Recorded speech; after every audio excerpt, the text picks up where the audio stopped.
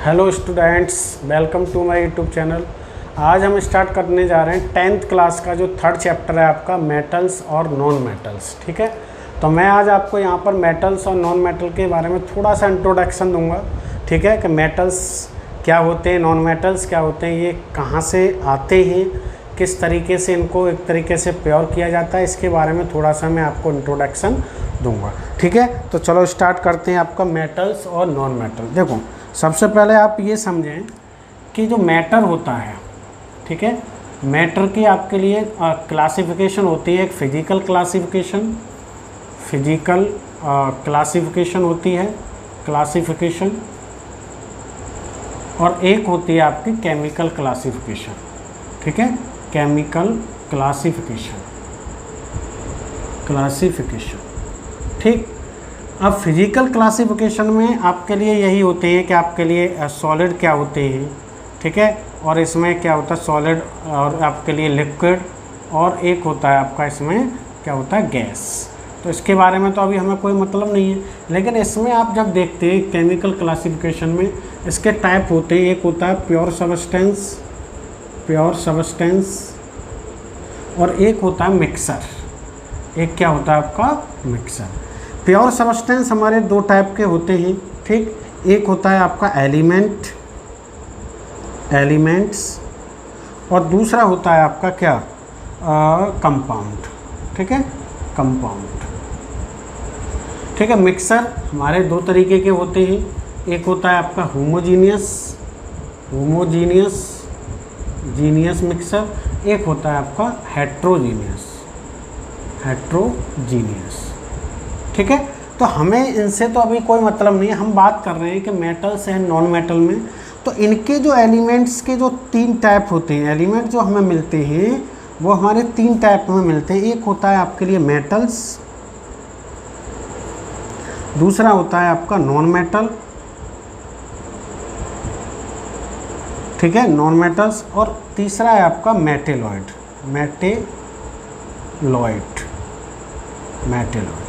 ठीक है, तो हमें यहाँ जो डिस्कशन करना है इस चैप्टर में, हमें करना है कि भाई मेटल्स क्या होते हैं और नॉन मेटल्स क्या होते हैं। ठीक है, मेटेलॉइड्स भी हम आपको बता देंगे। तो मैं यहाँ पर थोड़ा क्लासिफिकेशन इसलिए कर रहा हूँ, ये वैसे आपको 9th क्लास में बताया जाता है कि इनका क्या होता है। ठीक है, तो अभी आप इसको थोड़ा सा अगर आप नोट करना चाहें तो इसको जल्दी से कर लें, फिर मैं आपको जल्दी से बताऊँगा कि मेटल्स और नॉन मेटल क्या होते हैं या कैसे मिलते हैं, और जो हमारी पीरियोडिक टेबल है उसमें मेटल्स कितने होते हैं, कितने एलिमेंट्स होते हैं, वो सब मैं आपको बताऊंगा। ठीक है, इसको जल्दी से आप नोट करें। अब देखो, हम बात करते हैं मेटल्स। ठीक, मेटल्स क्या होते हैं, देखो उधर मेटल्स को हम कहते हैं कि ऐसे आपके एलिमेंट्स, ठीक है, जो इलेक्ट्रॉन लॉस करते हैं। एक तो ये हम कह सकते हैं कि इलेक्ट्रॉन लॉस करने के बाद उन पर कैसा चार्ज आएगा, पॉजिटिव चार्ज आता है। तो हम ये कहते हैं ऐसे एलिमेंट जो पॉजिटिव चार्ज कंटेन करते हैं वो कौन से होते हैं, आपके मेटल्स। ठीक है, और दूसरी बात हम ये कह सकते हैं, ठीक है, दूसरी बात क्या है कि पहले हमने बताया था डेफिनेशन मेटल की क्या है कि these elements contain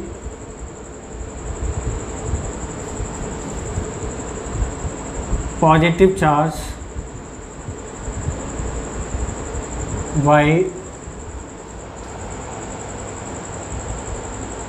losing electron loss करने के बाद क्या आता है, आपके पॉजिटिव चार्ज आए तो उनको हम क्या कहते हैं, आपके लिए मेटल्स। दूसरा हम ये कह सकते हैं कि ऐसे elements contain 1 to 3 electron in outer most shell. ठीक, ऐसे एलिमेंट्स जो अपने आउटर मोस्ट सेल में 1, 2 या 3 इलेक्ट्रॉन रखें उनको हम क्या कहेंगे, आपके लिए एलिमेंट। लेकिन इसमें भी एक क्या है, एक्सेप्शन है। एक्सेप्शन क्या है आपके लिए, वो है आपके लिए हाइड्रोजन। ठीक है, हाइड्रोजन अपने आउटर सेल में एक ही इलेक्ट्रॉन रखता है और इस पर जनरली पॉजिटिव चार्ज आता है। ठीक है, पर ये क्या है, ये आपके लिए हाइड्रोजन किस में आता है, आपके लिए नॉन मेटल में आता है। अगर हाइड्रोजन की मैं बात को छोड़कर अगर सभी की मेटल की बात करूँ तो मैं डेफिनेशन ये आपके लिए दूंगा और यही डेफिनेशन आपको ध्यान में रखनी है। वैसे डेफिनेशन तो ये भी होती हैं कि मेटल मैलिएबल होते हैं, डक्टाइल होते हैं, ठीक है, और metal good conductor of electricity या हीट के होते हैं, ठीक है, ये हार्ड होते हैं, ठीक है, ये बातें आपकी यहाँ पर आती हैं। लेकिन ये फिजिकल प्रॉपर्टी है, ठीक है, उनको भी हम बात करेंगे, लेकिन मेटल की बात अगर हम करें तो ये आपको ध्यान में रखना है। और अगर मैं बात और आपको थोड़ा सा समझाऊँ कि अगर मैं पीरियोडिक टेबल की बात करूँ, ठीक है, चलो पीरियोडिक टेबल से पहले हम देखते हैं नॉन मेटल। अब इसका एग्जांपल अगर हम देखें, इसका मेटल्स का एग्जांपल अगर हम देखें तो देखो इधर सोडियम है, सोडियम क्या करता है, अपना एक इलेक्ट्रॉन लूज करता है और क्या करता है ये, ठीक है। ऐसे ही आपके मैग्नीशियम है, वो भी अपना क्या करेगा, 2 इलेक्ट्रॉन लॉस करेगा और कितना चार्ज आएगा आपका पॉजिटिव, ठीक है। और ऐसे ही आप कैल्शियम ले सकते हैं, ये भी अपना आउटर सेल में इसका 19 एटॉमिक नंबर होता है, 12 इसका होता है, ठीक है। आपने यहाँ इसका क्या, अगर मैं इसका इलेक्ट्रॉन कॉन्फ़िगरेशन करूँ 11 का तो क्या 281 करते हैं, 9th क्लास में आपको सिखाया जाता है। 12 का कैसे करते हैं 282, ठीक है। ऐसे ही 19 एटॉमिक नंबर है, इसका क्या करेंगे 2, 8, 8 और 1। इनके आउटर मोड सेल में कितने हैं, सोडियम के आपके कितने हैं Na, और यहाँ लिख दो आप Mg और यहाँ लिख दो आपके K, ठीक है। तो आउटर सेल में कितने इलेक्ट्रॉन है 1, और इसके में कितने हैं मैग्नीशियम, और इसके में कितने हैं मैग्नीशियम के में आपके 2 हैं और पोटेशियम के 1 हैं। तो हम ये कहेंगे कि भाई इसके ये क्या करेगा, आपका 2 इलेक्ट्रॉन लॉस करके पोटेशियम 1 इलेक्ट्रॉन लॉस करेगा, ठीक है। तो ये क्या करेगा, ऐसे बहुत सारे एग्जाम्पल है, एग्जाम्पल एल्युमिनियम भी हो जाएगा, ठीक है, कॉपर भी हो जाएगा, Au हो जाएगा, और आपके लिए Ag हो जाएगा। बहुत सारे ETC एग्जाम्पल हैं जो कि मेटल्स हैं, जो कि आपके लिए क्या करते हैं, ठीक है, जो पॉजिटिव चार्ज कंटेन करते हैं या जिनके आउटर सेल में 1, 2, 3 इलेक्ट्रॉन होते हैं, उनको हम क्या कहते हैं, मेटल, ठीक है। तो ये आपके लिए मेटल की डेफिनेशन मैंने आपको बताई, ये इम्पोर्टेंट आपके लिए समझना है, ठीक है, कि मेटल्स क्या हैं, ठीक है। अब यही मैं आपसे कहूँ कि नॉन मेटल्स क्या हैं, चलो मैं आपके लिए यहाँ बता रहा हूँ कि नॉन मेटल क्या है। नॉन मेटल जस्ट इसके आपके लिए मेटल्स अपोजिट मैं कह सकता हूँ, ठीक है, जस्ट इसके अपोजिट के ऐसे एलिमेंट जो कैसा चार्ज कंटेन करें, नेगेटिव, कब, इलेक्ट्रॉन गेन करके, कब करके, इलेक्ट्रॉन गेन करके, ठीक है, नेगेटिव चार्ज कंटेन करें इलेक्ट्रॉन गेन करके। या हम ये कह सकते हैं ऐसे एलिमेंट्स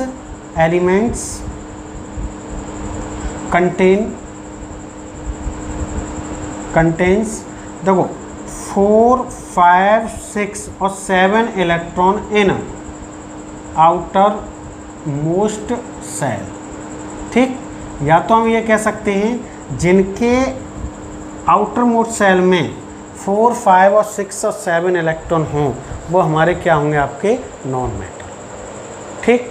तो ये बात आपके लिए यहाँ पर समझनी है कि मेटल्स और नॉन मेटल, इसके एग्जांपल जैसे कार्बन है, ठीक है, सल्फ़र है, ऑक्सीजन है, नाइट्रोजन है, फॉस्फोरस है, ठीक है। और आप इसमें इनर्ट गैस भी आती है, लेकिन इनर्ट गैस का अभी कोई क्लियर ही नहीं है, वैसे तो नॉन मेटल ही आती हैं, तो इसलिए मैंने यहाँ पर 8 नहीं लिखा है, कोई आप इसकी नॉन मेटल में डाल सकते हैं, यहाँ पर N ही ले सकते हैं, कोई बात नहीं है यहाँ पर। और आपके लिए He, ठीक है, He देखो इसके आउटर मोस्ट सेल में कितने हैं इलेक्ट्रॉन, 2 हैं, ठीक है, कितने हैं, 2 इलेक्ट्रॉन, लेकिन ये क्या है आपके लिए, यहाँ पर क्या है, आपके नॉन मेटल में आता है, ठीक है। तो यहाँ अगर मैं लिखूँ एक्सेप्शन में He ऐसा है जिसके आउटर सेल में 2 इलेक्ट्रॉन तो होते हैं, लेकिन ये क्या है, आपका नॉन मेटल में ही काउंट किया जाता है, ठीक है। तो आप इसमें एक्सेप्शन तो आप हर किसी में आप यहाँ पर पढ़ेंगे, बहुत सारे एक्सेप्शन हैं, ठीक है, टेंशन लेने का नहीं। जब हम फिजिकल प्रॉपर्टी आपको बताएंगे तो वहाँ पर बहुत सारे आपके एक्सेप्शन होते हैं, ठीक है। तो मेटल्स और नॉन मेटल्स क्या हैं, ठीक है, ये आप यहाँ पर डेफिनेशन समझ सकते हैं।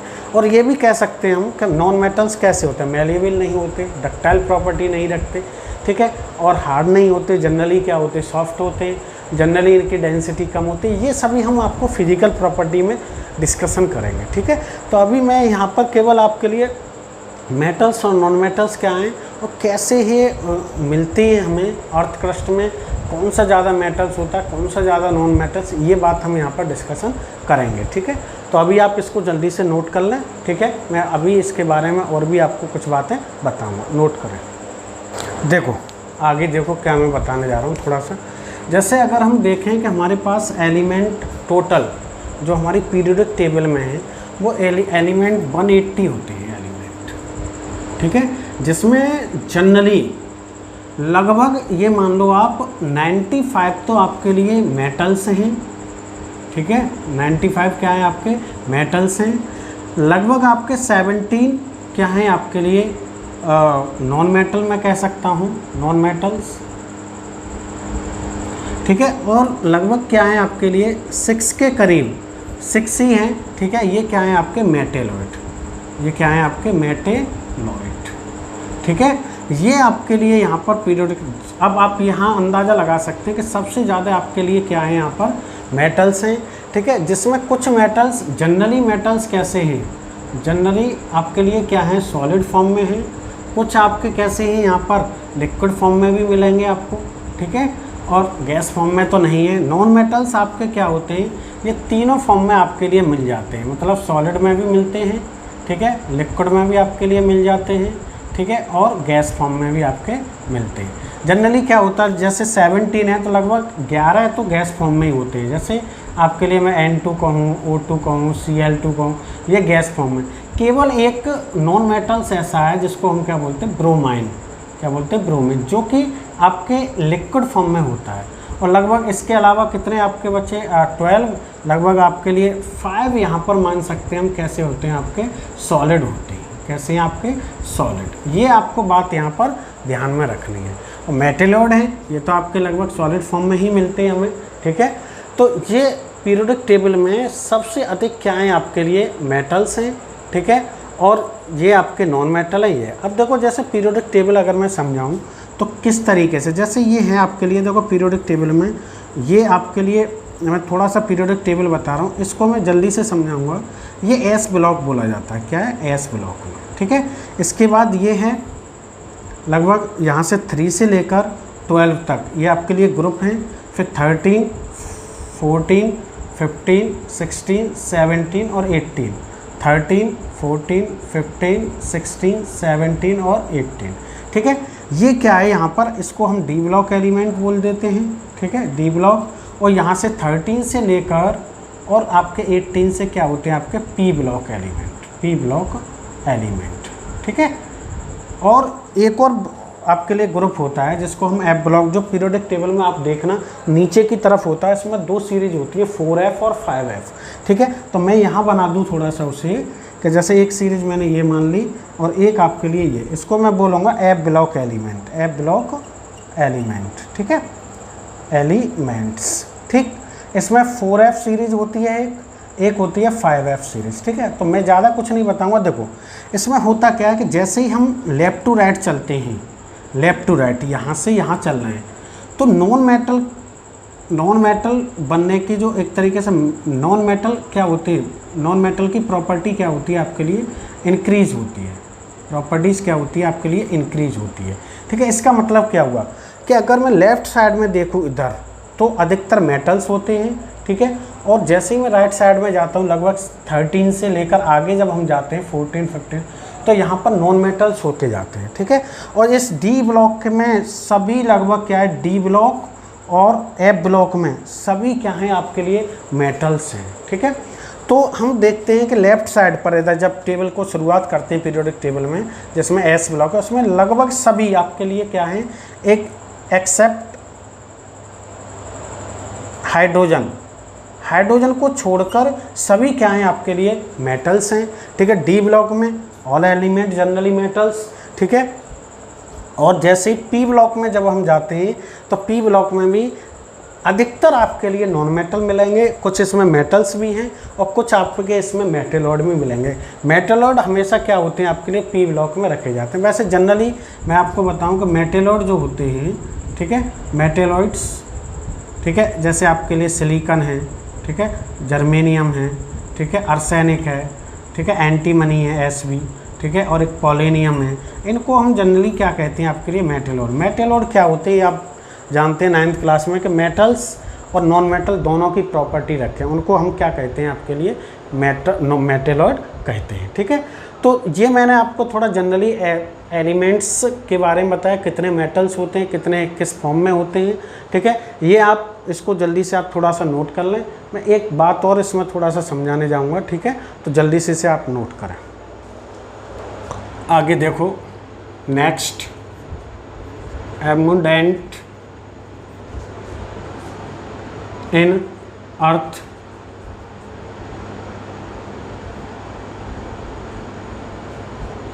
क्रस्ट, मतलब मुझे ये बताना है कि अर्थ क्रस्ट में मेटल्स कौन सा सबसे अधिक मिलता है। अर्थ क्रस्ट मतलब एक तरीके से ये जो एलिमेंट्स निकाले जाते हैं ये हमारे क्या है, ज़मीन के अंदर मतलब अर्थ क्रस्ट से मिलते हैं। ठीक है, इनको पहले हम किस फॉर्म में निकालते हैं, एक ओर्स के फॉर्म में, सॉरी मिनरल के फॉर्म में निकालते हैं। उसमें से हम ये देखते हैं कि भाई कौन सा उसमें एक तरीके से मिट्टी में कौन सा क्या है अधिक मेटल्स है, उसके किसके कंपाउंड है, तो उनको हम अलग अलग कर लेते हैं सेपरेट। मेटलर्जी एक मेथड है, उसको हम आगे डिस्कशन करेंगे। मेटलर्जी के द्वारा हम उसमें से कर लेते हैं। पहले ओर्स के द्वारा हम अलग अलग मेटल के अलग अलग ओर्स होते हैं, उनके द्वारा हम मेटल को अलग अलग मेथड से सेपरेट करते हैं। फिर मेटल को हम रिफाइनिंग करते हैं। रिफाइनिंग करने के बाद हमें लगभग प्योर मेटल आपको फाइंड हो जाता है। तो मैं यही बता रहा हूँ कि अर्थ क्रस्ट में देखो सबसे अधिक जो मेटल्स मिलता है हमें अर्थ क्रस्ट में वो होता है आपका एल्युमिनियम। क्या होता है, एल्युमिनियम। वो लगभग आपके लिए 7% मिलता है। फिर उसके बाद आपका आयरन होता है, लगभग 4% के करीब मिलता है। ठीक है, ये तो अगर मैं डिक्रीजिंग ऑर्डर इसका लगाऊं कि डिक्रीजिंग ऑर्डर क्या होगा, डिक्रीजिंग ऑर्डर। ठीक है, तो सबसे ज़्यादा देखो एल्युमिनियम मिलेगा, फिर आयरन मिलता है, फिर आपके लिए लगभग कैल्शियम है, फिर हम कहेंगे Na है, फिर पोटेशियम की बात कर लेंगे हम। ठीक है, लगभग ये एलिमेंट हैं जो आपके लिए मिलते हैं। ठीक है, अर्थ क्रस्ट में, ये आपको ध्यान में रखना है। इसी तरीके से मैं कहूँ आपके लिए नॉन मेटल्स। ठीक है, कि नॉन मेटल्स कैसे मिलते हैं आपके लिए। ठीक है, तो सबसे ज़्यादा नॉन मेटल्स हमें कौन सा है जो मिलता है हमें, वो है आपके लिए कौन सा है, ये आपको ध्यान में रखना है कि ये है आपका ऑक्सीजन। ठीक है, ऑक्सीजन है जो कि सबसे अधिक अमाउंट में हमें मिलता है, लगभग 50%। फिर उसके बाद सिलिकॉन का आता है कि सिलिकॉन आपके लिए मिलता है लगभग 26% है। ठीक है, तो ये बात आपके लिए यहाँ पर ध्यान में रखनी है। जैसे कि मैं आपसे कहूँ कि ऑक्सीजन सबसे अधिक अमाउंट में मिलता है, और ये किस फॉर्म में मिलता है, फॉर्म ऑफ O2। किस फॉर्म में, O2। फिर सिलिकॉन है, ठीक है, ये 50% के करीब मिलता है, ये आपके लिए 26%। फिर आप कह सकते हैं फास्फोरस है, फिर आपके लिए सल्फर है। ठीक है, तो ये आपके लिए ध्यान में रखना है कि अर्थ क्रस्ट में कौन सा सबसे अधिक मेटल मिलता है और कौन सा आपके लिए सबसे कम मिलता है। तो ये ध्यान रखना है कि नॉन मेटल्स और मेटलॉइड की जो है आपके लिए अर्थ क्रस्ट में एम्बिडेंस क्या होती है। ठीक है, तो आपके लिए ये ध्यान में रखना है। ठीक है, तो मैं आज आपके लिए इस वीडियो के माध्यम से आपके लिए इतना ही बताऊंगा। अब इसमें नेक्स्ट वीडियो में मैं आपके लिए क्या करूंगा, मेटल्स और नॉन मेटल की फिजिकल प्रॉपर्टी के बारे में डिस्कशन करूंगा। ठीक है,